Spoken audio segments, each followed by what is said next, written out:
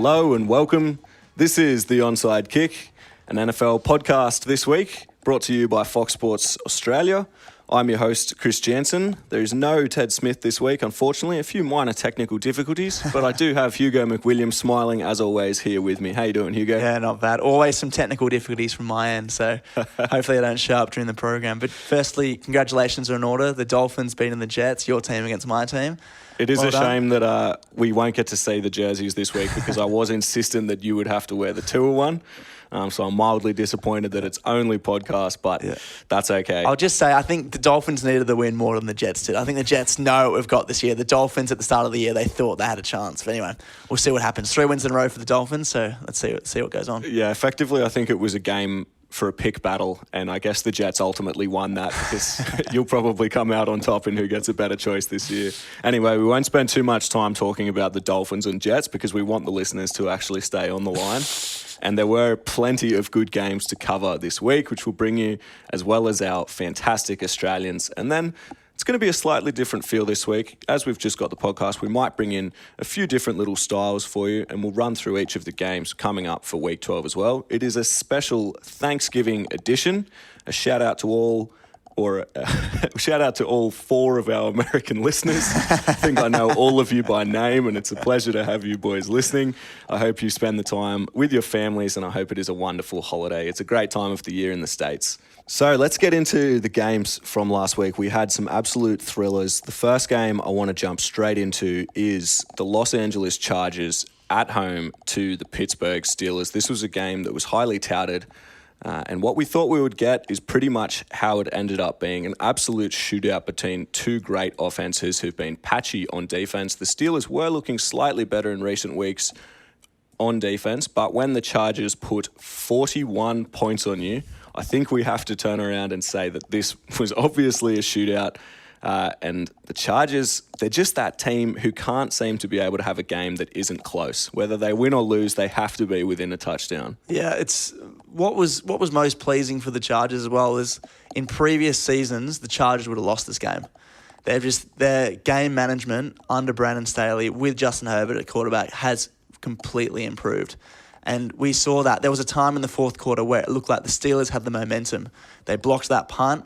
They held them to 3 and out like in the fourth quarter and leveled it up. And then all of a sudden the Chargers came storming back, managed, like you said, to put the 41 points on. But most importantly is they wrapped up the game and made sure they came away with a W, which is the most important for them. Austin Eckler, 115 all-purpose yards. But for once his yards wasn't what was impressive. The man had 4 touchdowns.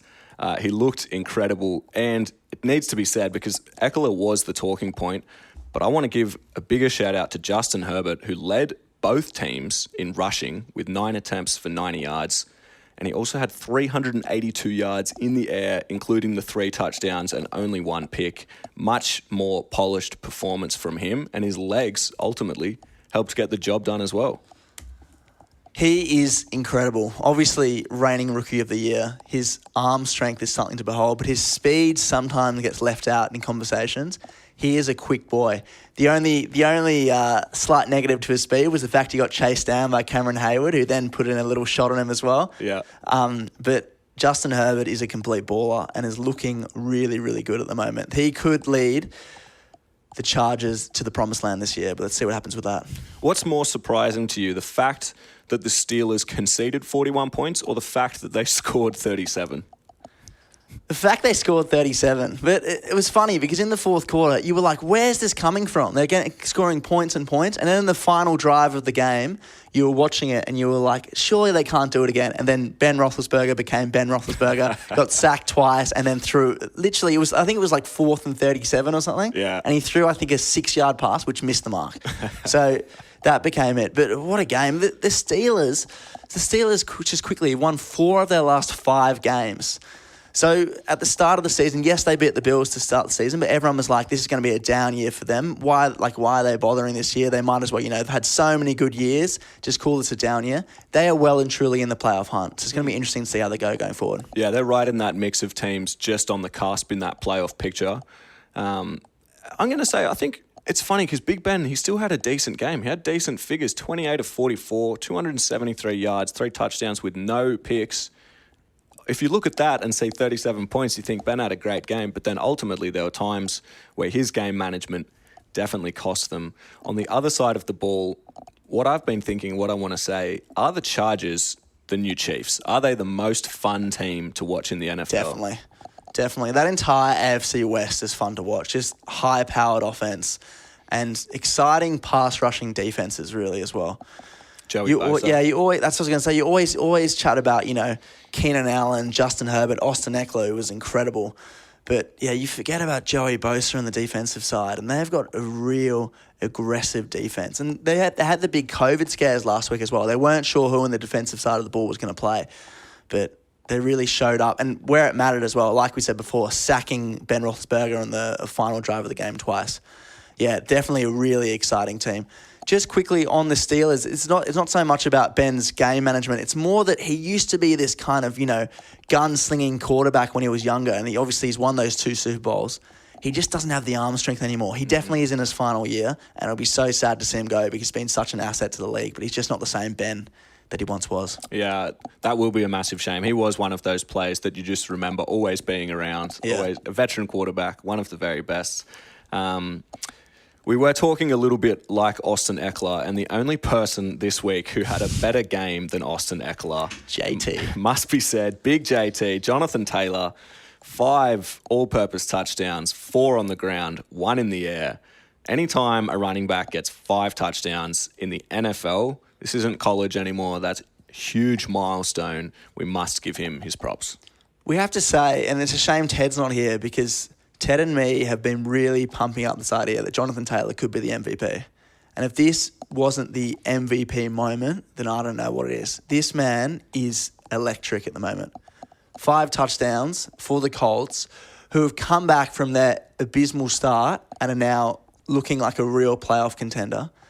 Jonathan Taylor, with Derrick Henry out, is the best running back in the league right now. Austin Eckler gets 4 touchdowns, but didn't even compare to what Jonathan Taylor did for the Colts. Yeah, I think anytime the Colts put up 41 points and then you check the stat line and see that Carson Wentz threw for 106 yards, there is only one reason something like that can happen, and that's because JT, as you said, he's putting up Derrick Henry numbers. Derrick Henry is still, after missing 3 weeks, still second in the list, but JT has now far eclipsed him in yards rushed and touchdowns. Obviously, when you score 5, that will help. But he looks incredible. I'm loving the hype around him, and I'm loving the hype that we're starting to see. It seems to be a new trend in the last year or two where running backs are starting to get their credit. People are starting to put them in the conversation at the very least. It used to be so obviously a quarterback award in the last, I would say, 5 to 10 years. And now to see some people getting their props, and Jonathan Taylor is right at the forefront of that, deserving that. Well, the last MVP who's a running back to win the award was Adrian Peterson. So it'd be great to see Jonathan Taylor kind of break that hoodoo and become that next running back, that next superstar of the league. While we're talking about running backs, the problem I think I saw a lot with the Bills this game is they have running back by committee. And I love individually these 3 guys. Shout out to FAU, the Mighty Owls, Devin Singletary, a proud prospect from there. He looked good when he first came in. They've got Zach Moss, who's been a good red zone back, and Matt Breida has been a good pickup as well for them. They're all good, solid backs, but none of them, it seems, are capable of pulling off one of those 100-yard games, one of those 3-touchdown games. Yeah. Especially, I guess, when you're designing so many plays to go to Josh Allen, it just seems like the committee running back core there is not effective. Yeah, well, the NFL in recent years has become very much a passing league, and we get, like we said, the quarterbacks always get picked for MVPs, and we're always talking about receiving yards and how good the receivers are around the league. When you get into the dog days, when it's, it's winter, it's freezing, especially in Buffalo, how cold it gets, you need that real grit, and that's what Buffalo hasn't shown this year. They haven't really had that game where they say, you know what? We're going to win 9-6 like Jacksonville beat them with. We're going to, we're just going to run the ball and we're just going to control the clock and make sure we win this. With Zach Moss, with Devin Singletary, with Matt Breida, they don't have that player like Jonathan Taylor showed for the Colts on the weekend who can really, ground and pound, can really smash through the opposition and really control the game. Yeah. And that's what they're lacking. They just don't have that grit. They don't have that toughness. They've only beaten teams with losing records this year. They struggle against the big teams, and it's a big problem for the Bills. Singletary and Moss are both that great sort of elusive little back, you know, that when you're playing Madden, you've got the choice between the power back and the skill back. They're both in that skill back category. Neither of them are getting 35 touches and pounding it straight up the middle, which it seems like you need, and you can't afford for Josh Allen to be doing that too many times a game when you're trying to protect him, something like this. Obviously, as well, the fact that they were down by so much, they weren't rushing the ball as much, so it's easy to criticise the running backs there. Yeah. But the second highest receiver, it wasn't just their running game, which was problematic. Their aerial attack was looking woeful as well. The second highest receiver for the Bills only recorded 27 yards. Stephon Diggs only recorded 1 catch. I'm pretty sure these are statistics that are mildly worrying. This is not, at this point for the Bills, it's starting to look troublesome. Yeah. Well, props to the Colts defense, who've been massively improved in recent weeks. But it is the problem. They are so heavily reliant on that passing attack. They don't have a plan B at the moment, and that's a problem. And it's a shame because Josh Allen is in his Super Bowl window. The Bills' defense are in their Super Bowl window. But if the passing game doesn't work, where do they go? And that's a problem to watch going forward. Moving away from the Colts and the Bills, Colts obviously with a fantastic win. They are now well and truly in the hunt. Another team who stays right at the top of the hunt as well is the Ravens, coming off what we didn't expect to be such a thrilling or exciting game. But the fantastic story of the day, Tyler Huntley finding out on the way to the game, basically from Lamar rather than anyone else in the team, got a text from him, hey, go out there and kill it today. And he sort of started thinking, gee, I wonder what that could mean. He's rocked up and he's put in an incredible performance. The Ravens, with a backup quarterback, I guess ultimately against another backup quarterback as Andy Dalton came in to replace Justin Fields, taking down the Bears in Chicago 16-13. One of the stories of the week to find out via text message. Can you imagine being on the bus on the way to the game and being like, oh, what am I playing? Yeah. Whoa. No, he played really well, and he showed that grit required as a quarterback, and it was a one on a final minute drive as well. Yes, it was Devonta Freeman who rushed it in, but Tyler Huntley showed some mettle really throughout the game. To get that ball down the field as well. Another person who impressed me, who I want to give a quick shout out, who our listeners might not have heard so much about before, Marquise Goodwin had an incredible game for the Bears, actually, once Dalton came in, and he started airing it out a bit more. To be fair to Fields, he was playing well until he got hurt and had to come out. Does seem to have a few little injury problems though. But Marquise Goodwin, he went, when I looked up yesterday, I was like, why do I know this name so well? You know, why have I heard so much about this guy? But he just seems to be a bit of a journeyman, which he is. He went to the 2012 Olympics. He's one of the top 15 athletes in the world at that time for long jump and triple jump, I think. He's represented his country. He's won multiple state and national titles in America. And then just for the fun of it, he also played for the Horns. You know, used to catch touchdowns in his spare time down at UT. And in this game, 4 catches for 104 yards, 26-yard average, a touchdown. Incredible. Yeah, there are some incredible athletes in the NFL that often get overlooked. People, you hear critics of the game say, oh, you only have to play one position. You know, people sit out. Like lots of my friends say, oh, these players are even tired. You've had Tyreek Hill, who at one stage had the 4th fastest 200-meter time in the world. You had DK Metcalf, who tried out to make the 100-meter US Olympic team this year. That was after not training, just doing NFL all the time. Almost made it. I think he came 8th in the final. Incredible. And you got Marquise Goodwin, who is an absolute specimen. And it's just like, he is so quick and he is so athletic. If you go on YouTube, watch his long jump, watch his triple jump, and you see how it translates to the NFL as well, it is incredible. It is, like you say, it is something that maybe doesn't get as much chat as it should of how talented these athletes are. It's not really comparable to any other sport in the world.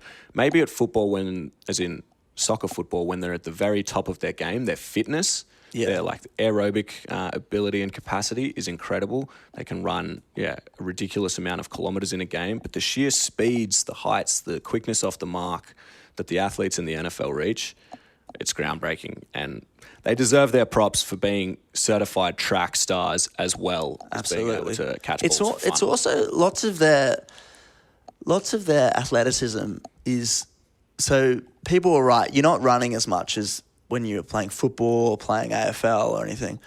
But they've got to basically be ready from a standing start to break into their top speed. And that creates lots of... You got to be training very hard for that. And you got to have so much explosiveness on the off the mark. Even the offensive linemen and the defensive linemen as well. People you look at and you think, oh, I could probably beat them in a few races and stuff. We saw Cameron Hayward today on the weekend chase down Justin Herbert. Yeah. Or on Monday, I should say. Oh, God, yeah. Don't underestimate some of these NFL players. Yeah, just because they maybe aren't going for 10-kilometre runs doesn't mean they aren't pure athletes in every sense. Yeah, shout out to Tyler Huntley, though. He was the story. That game-winning drive, as you mentioned, just looked so professional. Yeah. And even if it is only one game, I think it was illness that Lamar missed. He's had a few. It wasn't COVID, they stressed, but a few illness issues for Lamar. So we hope he's meant to be playing this week, so we hope he gets better because the league's always better when Lamar plays. But well done, Tyler Huntley. But just quickly on that game, obviously someone who's normally Thanksgiving, great time to be looking forward to. Someone who's not really looking forward to this week at the moment is Matt Nagy. There are a few reports that they've already sacked him. He did dismiss it yesterday, and lots of other insiders have said that's not true. But it does show the noise is growing around Matt Nagy. Can he keep his job at the Bears? And there's been a few things. Poor Matt Nagy, his son playing a high school football game, fans shouting Nagy out or sack Nagy, fire Nagy throughout the game. And then during a Chicago Bulls game, which was just a complete, it was a nothing game, fans just randomly started shouting fire Nagy as well. They're getting bored. That guy cannot take a trick right now. Yeah. I don't think it lasts very much longer, but anyway, we'll see what happens. I'm pretty sure part of it is self-imposed. Chicago are a very sad and sorry team in the NFL currently. You've got great history as well. Haven't lived up to it for a bit. We had Stephen Mayo on a couple of weeks ago talked about how bad the Bears have been. Yeah, would have been great. To ask him this week as well what he thinks of Matt Nagy. I don't think by the time we get Stephen Mayo on again, I don't think Matt Nagy will be there. So for sure. Yeah. Yeah, I think for what seemed relatively promising, they had a relatively good offseason, I'm going to say, the Bears. It's now, without Fields there, it's just there's not a lot to cling on to that looks good, even though Dalton came in and was relatively impressive. Yeah, Dalton will start against the Lions, they said as well. We hope Fields gets better. His rib injuries are hard to diagnose because, it could be just a bruise, but it can be incredibly painful. And we've seen that a lot with Tua this year as well. Dalton can step in and do a job, but that team will become what it can be once Nagy goes and once Fields is let loose. Mm-hmm. Well, one person who was let completely loose this week as we move into our Aussie watch was Jordan Mailata, who it just seems each week we have more and more positive things to say about this man. Incredible. Once again, playing every snap. Their run game was electric. Jordan Mailata, a huge part in helping that Philly offense roll for 239 ground yards and ultimately coming away with a 40-29 win over the Saints and some goddamn maple syrup on those pancakes. Jordan Mailata was box office this week. We had that one video as well. Blocked a guy, which we're on camera, blocked a guy with one hand. Yeah. To the floor. Pancaked him with one hand. And then there was the next one we were referring to before where he got Marcus Davenport. It was such a pancake block to the floor. It started a brawl. I don't know who in their right mind is brawling with Jordan Mailata. That man is massive. But anyway, to put the syrup on top, maple syrup on top, he tagged Marcus Davenport in an Instagram post of him pancaking him and put International House of Pancakes on the top. The maple syrup well and truly on top with butter, with all the toppings. So good. Also, I know he's not an Aussie, but shout out to Jason Kelsey, who was incredible with the line. This Eagles offense, which looked down and out, looked like Jalen Hurts was single-handedly carrying them through or single-handedly destroying them, depending how you look at it. They have shown something recently. They are running the ball more than anything. Jalen Hurts is looking like an incredible player at the moment. And this is a big call, but I'm going to say this. Jonathan Taylor's the MVP front runner. Jalen Hurts, if he keeps playing as he has been the last 3 weeks, is an MVP candidate. Wow. I would love to see it. And I think, it has been impressive. Philly going to need to bump a few more wins up. But hey, if Mailata and Aaron Sipos keep playing the way they've been playing, should be easy. Mailata, we'd love to see that. As you said, I think Davenport, his pride was basically just hurt a little too much. At that point, all you can do is try and throw some hands. As Shaq said the other day, when someone puts you to the ground, you can either pretend to try fight them or try fight them. And I think he did both there. Just quickly, shout out to Aaron Sipos. Had a welcomed a newborn baby into the world this week, so another candidate for Aussie of the Week. Also had a great punting performance and held the punts for Jake Elliott, 4 for 4. Held the kicks, yeah. Perfect. Not the punts, held the kicks, sorry. He did hold the punts as well, where he had 5 of them for 221 yards, 44-yard average. That's a pretty decent day out for Sipos, and congratulations on your little one. It's a fantastic story for him. Philly, looking really good. Gotsis, not quite as impressive again. He had 0 stats recorded, but he did play 35% of snaps for both the defense and the special teams. So he's getting his paycheck, he's earning it at least. He's had a good run on the show as well. Has had a few good games. So. Exactly. One man who finally got a win, Cam Janssen for the Texans. Another huge day for him. Classically, they do love punting it. The old Texans, unfortunately, in that sorry beat offense. The Titans. That was an incredible game. And the Texans D held the Titans to just 13 points. AJ Brown and all. But 307 total yards of punting for Cam Janssen on a 44-yard average as well. 5 out of the 7 inside 20. That's a great day. We love to see that. Yeah. Mitch Wishnowski, only 2 punts. 88 yards, 44-yard average, obviously. Was against the Jags, to be fair. You don't punt much against the Jags. Yeah, they're mostly just going for 4th down completions, I guess. And Michael Dixon typically had a sound day for him. 5 punts, 3 of them inside 20 on a 51-yard average. They're big numbers. Can I just say, if anyone was going to play well for the Seahawks that day, it was the punter, because their offense was not moving. Very, very infuriating to watch, especially if you have Russell Wilson as your quarterback in fantasy, as I have a lot of. Yes, 2 out of 3 leagues for me as well. Real clever decision. Yeah, it was a clever decision to start the season. He is not ready to be playing right now. There were 2 other good games of note. One of them was the Vikings and the Packers. The Vikings putting in a statement win, 34-31 over one of the better teams in the NFL this year. The Vikings have had a few games like this that haven't gone their way. They missed the kick against Arizona, for example, which basically means against the good teams, they're always in the mix. Yeah, it's a big confidence boost, especially they're now back in the playoff hunt, beating their biggest rival as well. Kirk Cousins is looking really strong. Justin Jefferson had himself a game. They were lucky at the end. It looked like Kirk Cousins had thrown an interception, but was somehow ruled incomplete. Didn't take the ball to the ground, the defender. One to watch as well, Aaron Rodgers has a toe injury. He says he's going to keep playing, but he does look like he's struggling. He said it was much more significant than turf toe as well. And turf toe, players are always, they don't like it when people talk about their injury just as turf toe. I think it makes them seem a little soft. But what was great as well, there was a press conference this morning. He showed his toe on the Zoom call. So if you've got some time to go on YouTube today, you probably see it on your NFL Instagram and everything like that. But he's shown his toe, so he shows exactly what's going on. Now, just quickly, one more game I want to touch on as well. Chiefs-Cowboys. I did say last week this was going to be the shootout of the week. Both teams are going over 50. It was a defensive struggle. Yeah. So both the quarterbacks, Patrick Mahomes and Dak Prescott, did not get going. A few problems for the Cowboys to watch as well. CeeDee Lamb got concussed. He came off at halftime. He did eventually come back on, but didn't play many snaps. He's meant to play on Thanksgiving, so we'll watch that. And Mahomes didn't show much, but the Chiefs are now back to the top of the AFC West. So it's going to be interesting to see. Will they make the Super Bowl again? Probably.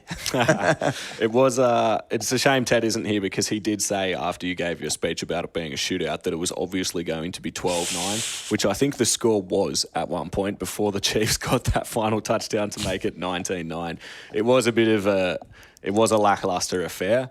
But I guess from the Chiefs' point of view, they would love to say that their defense is finally good enough to hold a strong offense to 9 points.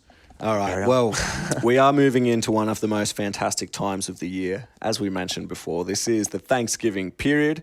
I'm giving a special shout out again to all of our friends in America. I hope it's a wonderful holiday for you all. We're going to give a quick little summary because there's so many games this week. And while we've got just the two of us, we figure we'll just give you rapid fire, little quick hot takes for each of these games. We'll run through all of them because we've got all three kicking off tomorrow, Australian time, Friday morning. Nice and early with the Lions and the Bears. Come on, Hugo, a bit like that 1 minute man. I want you to, let's just run through these. Give me fast fire facts. What are you thinking, Lions? The reason Bears? this game is interesting, Lions have their best chance of the season to get a win. So that watching that, if the Bears lose, Matt Nagy will be out. My prediction will be Bears will win, Matt Nagy will still get sacked. I think you might be on the money there. God, I want the Lions to win. They've been so close. That draw against the Steelers, we thought they were going to get there. That's the 4:30 a.m. Eastern Australian time tomorrow, Friday morning, I should say. Following that, we jump straight into the Cowboys at home in Dallas to the Las Vegas Raiders. I think this looks like a game where the Cowboys, coming off the back of a loss, it's typical in this league, as we say, week-to-week league, they'll now put the hammer down against the Raiders, who are starting to look more and more sorry as all of these off-field things start to snowball together. Yeah, there's a man I think will shine in this game, and that's going to be Ezekiel Elliott. He could have a huge rushing game. Basically, Cowboys, Amari Cooper's out, still on COVID protocols. CD Lamb is concussed. Please don't play CD Lamb. Just kind of win. They need you for the playoffs. No point risking it now. They've only got Cedric Wilson and Michael Gallup to throw to. Zeke Elliott could have 3 touchdowns. Yeah, and on that as well as Zeke, I think Pollard will probably have an increased role, even in that sort of Swiss Army format we've seen, where he'll probably take a few jet sweeps. Absolutely. Could be a slot receiver as well. Raiders, I don't think any of us give them a chance. But then again, they're doing better than expected. So let's see. And their run defense has been relatively strong. So this could be a game. Honestly, to be fair, I don't want to tip either way against the Raiders this year because I think all of the games where we said, wow, so much off-field drama, they've come out and beaten someone good. So this should just be a good game, I think. And even though we said that about the Cowboys last week as well, I'm prepared to double down again. The third and final Thanksgiving evening slate is we fly over to the Superdome in New Orleans where the Saints are hosting the Buffalo Bills. This is a huge game. For me, this is the pick of the games of the day. The Saints have been struggling, and so have the Bills. The Bills need to go away to a tough environment on a special day and come away with the turkey. Yeah, Bills need to win if they want to keep their division hopes alive, but even their wildcard hopes, they're slowly slipping out of contention. This could be a statement win for the Bills. I think this will be another. Josh Allen will either throw for 400 yards or he'll throw for 3 interceptions or whatever. Saints, don't be surprised. Trevor Siemian was not very good. Alvin Kamara is still unlikely to be back. Don't be surprised if this is a Taysom Hill game. He could, like we said before, run all over the Bills. I'm personally going to tip the Saints in this one because that gives the Dolphins the most chance of clinging to a wild card spot. I'm going Bills. Well, hey, don't let logic get in the way of a good headline. Mate. Moving on to that, those were the 3 Thursday night games for Thanksgiving. Then we jump straight across to the Sunday games, Monday morning onwards for us, and they kick off first off with a fantastic divisional game. The Bengals at home to the Steelers. This is another great game. Really, really good game. I'm a bit worried about the Bengals, to be honest. I think they had such an electric start. They've kind of lost a bit of their swagger recently. Joe Burrow not playing as well as he did to start off with. Jamar Chase not playing as well as they did. Steelers, as we say, were really unlucky not to beat the Chargers. They've been on decent form recently. I think this will be a Steelers game. Steelers will win this and will not take control of that division, but will show the Bengals that they're not them just yet. Not just yet. Hey, we just talked about this team. This is the best team in the NFL. The Miami Dolphins at home to the Carolina Panthers. This is a huge game for the Dolphins. And I'm going to say, while no one else cares about these facts, the Dolphins lost on the last possession to both the Jags and the Falcons, which is obviously not good enough. If they don't lose those 2 games, they would have won 5 in a row. They would have been 6-5. They would have been in the playoff picture, not on the bubble. They would have been in it. Now against the Panthers, who are still running whichever quarterback they feel like week to week, McCaffrey is back. That's a big test for a Dolphins defense, which is starting to look more solid again. You're going to have to give me this one because my heart is obviously swinging a certain way. What does logic tell you? I'm going to say this. Whoever wins has a very slim chance of making the playoffs. Whoever loses is out. I reckon this is going to be a big game for the quarterbacks, Tua and Cam Newton. This will be a shootout, an unexpected shootout, but I won't be watching.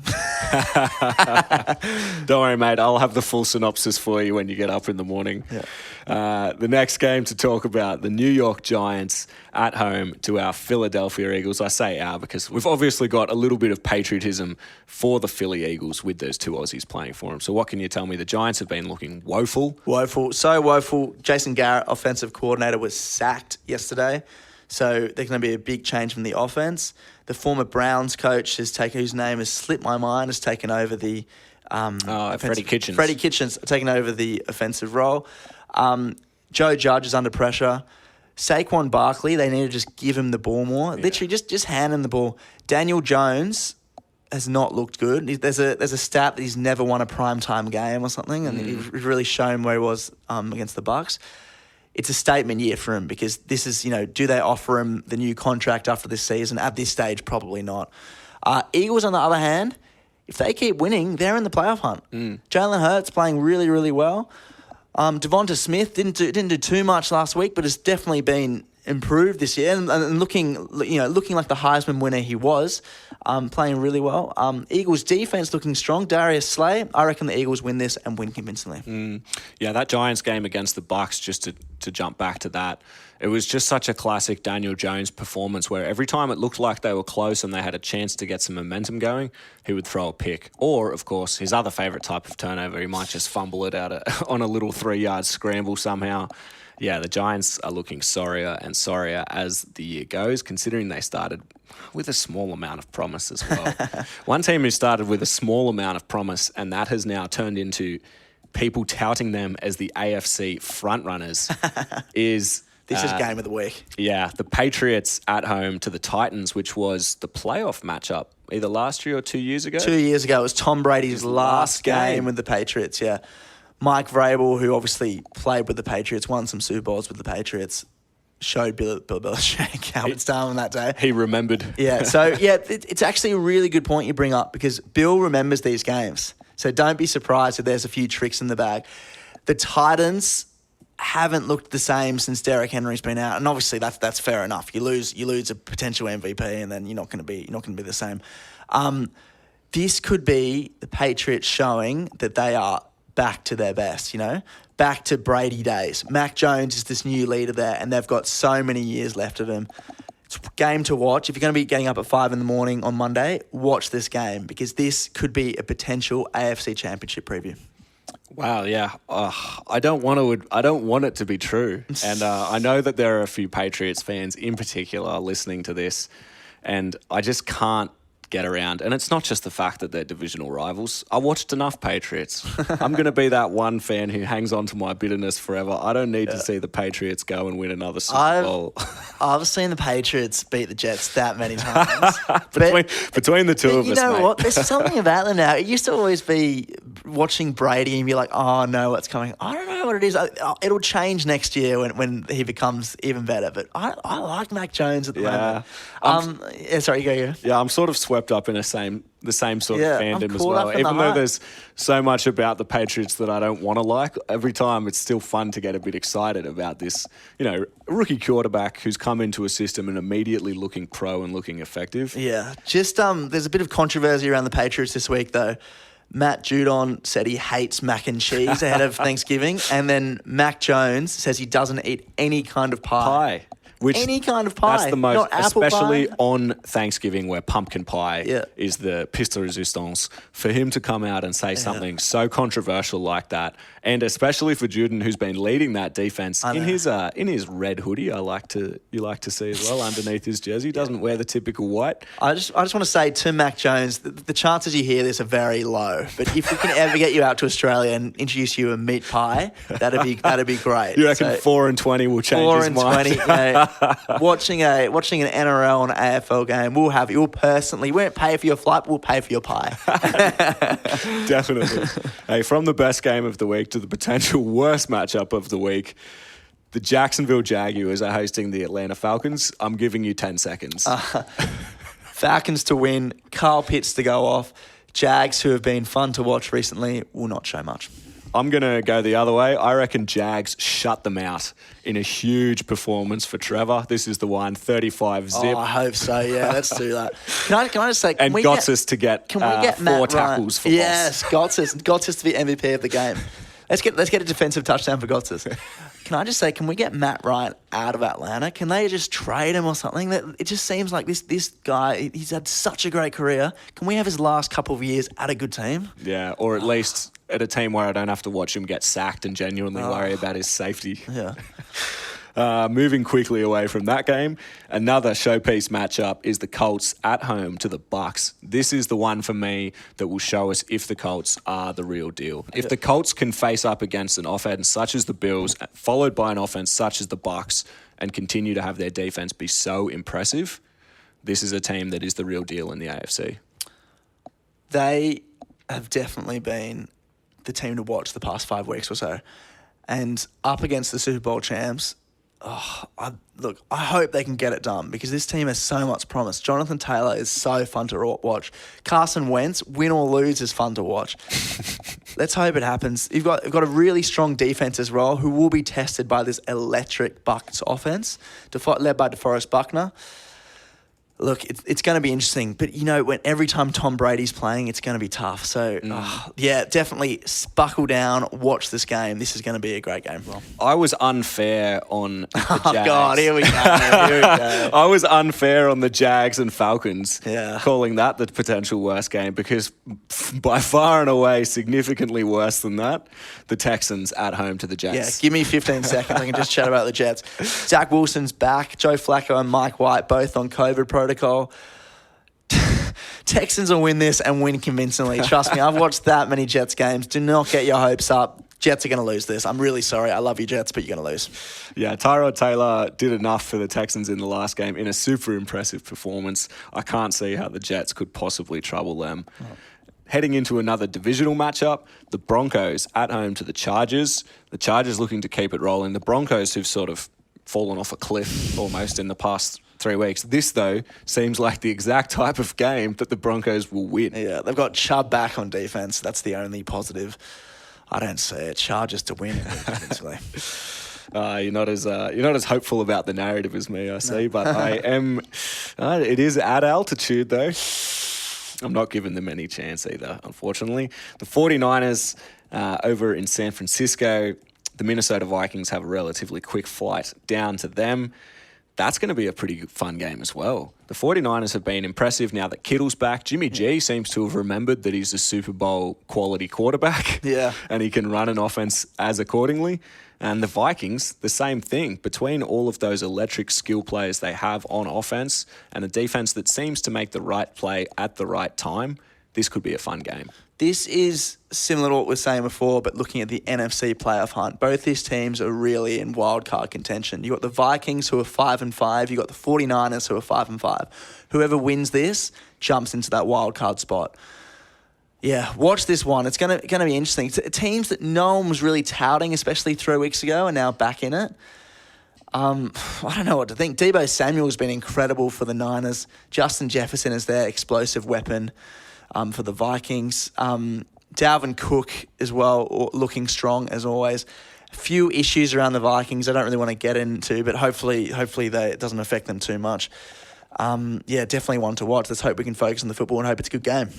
Well, that one's a little later in the morning for us at least, so people should be up. Red Zone should be well and truly getting a beating by that point.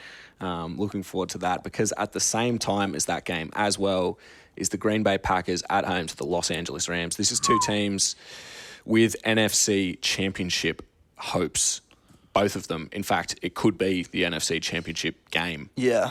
There's so many good games this week. To be honest, tune into ESPN if you can. This is the only kind of dampener to this is the fact that Aaron Rodgers has his toe injury and Aaron Jones is out as well, which is a shame. Offensive shootout. You've got Rodgers and Adams who are looking so good. Look, back to their best last week, even though it was a losing performance. You've got the Rams offense, which is just incredible. Stafford, Cup, add in OBJ. Hopefully he can do something this time around. If only Ted was here for this. Ted would be, salivating at what's to come. This is going to be. Also, you had the Packers who beat the Rams last year in the playoffs. So it's going to be one to watch. And like you said, it could be an NFC Championship preview. Like we've got the Patriots Titans could be an AFC Championship. Packers Rams could be an NFC Championship preview. This is a great game. Also, Packers defense is better than people expect as well. Can they shut down this explosive Rams offense like teams have done recently? To be fair, yeah, God, it's going to be interesting. Going to be really interesting. Rams need to win, though, get that kind of momentum back, especially keeping up with the Cardinals who are doing so well in the NFC West. Yeah. The Cardinals are on bye, unfortunately, so we won't be able to see them. But the Ravens take on the Browns in the Sunday night, Monday afternoon, as late as possible for us touting, which is in Baltimore. Lamar will be back. Yep. Baker supposedly will be relatively back to full health. I think Nick Chubb will still be active. I saw that great clip, which I'm guessing you might have seen as well, where it was the play call, the offensive play call. Just give it to Chubb. Yeah, just give the ball to Chubb, mate. What do we run around here? And then they threw it to him, though, rather than just handing it off sometimes. So he is versatile. This is, again, tough to pick. We just don't know where the Browns are. They keep being disappointing. They did come away with a 3-point win over the Lions, which doesn't mean a lot, but at least they got the W. I think the Ravens, with Lamar coming back, they'll have all been so pumped up by that performance last week. I think they go on and get this job done as well. Really tough to pick. Browns probably have to win more than the Ravens do, just because the AFC North is just so competitive. Ravens win this, they almost, probably not just yet, but they've come very close to clinching that division because it's going to be hard to track them down. This is going to be a game dictated by the rush. Lamar Jackson, if he's back, it'll be cool to see how much he runs for. Nick Chubb, looks like Kareem Hunt is going to be activated off IR, so that's a big, big boost for the Browns who, you take out Chubb for a couple of snaps, you bring in Hunt, you're not losing that much. Pretty good. This is going to be a fun one to watch. It is. I think it's going to be a grind, especially in cold conditions as well. Going to be based on the run game. Not much throwing here. Baker and Lamar can do what they do best, which is handing the ball off or running themselves.